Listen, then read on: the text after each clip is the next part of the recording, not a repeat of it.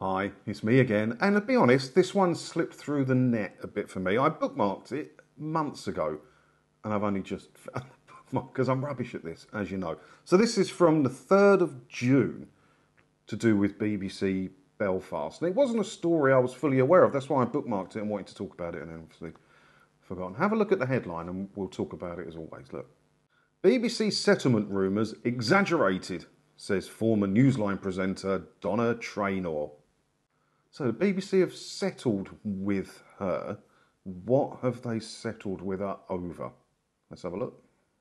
Now, when the case opened on Wednesday, Ms. Traynor's counsel said she had faced bullying and harassment following her opposition to a BBC plan to move her to a radio position several days a week in 2019. The dispute between Donna Traynor and the BBC and Adam Smythe has ended without any admission of liability on the part of either respondent. Well, that sounds like a settlement to me, but I'm still not fully sure what it's for. Let's find out. When the tribunal opened on Wednesday, her legal team had argued she was a victim of age discrimination, sex discrimination, and disability discrimination. Her barrister had said that she was presented on her 55th birthday with the plan which would have involved her moving to radio on some evenings. He had alleged sex discrimination because he said Miss Traynor was to be moved to radio to settle a gender imbalance issue at Radio Ulster. Mr. Little also said Ms. Traynor had repeatedly raised concerns about working on radio because she is deaf in her left ear. Is this just one of those ones where you can throw a legal case up for something? There's a gender imbalance on radio. Has she got any evidence of that?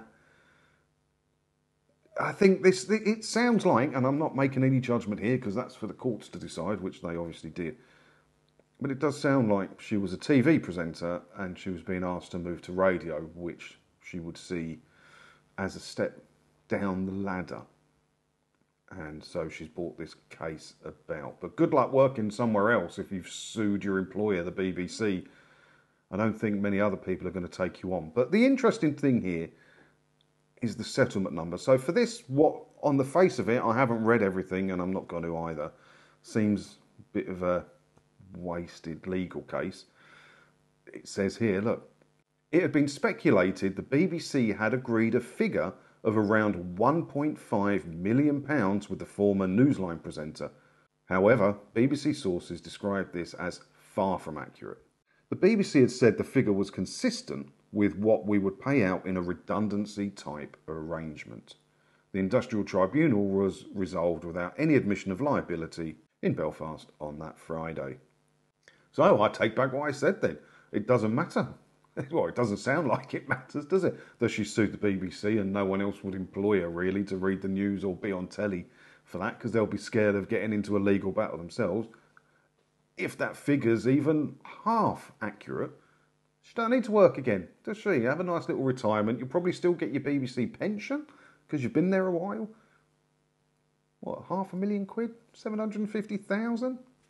I don't know. We don't know the number. Don't need to work again.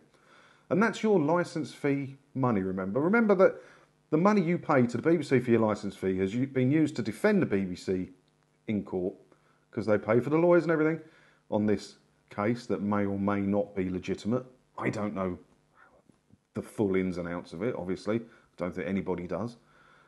But the settlement figure, which could be around £1.5 million, came out of your TV licence fee. So what's £1.5 million?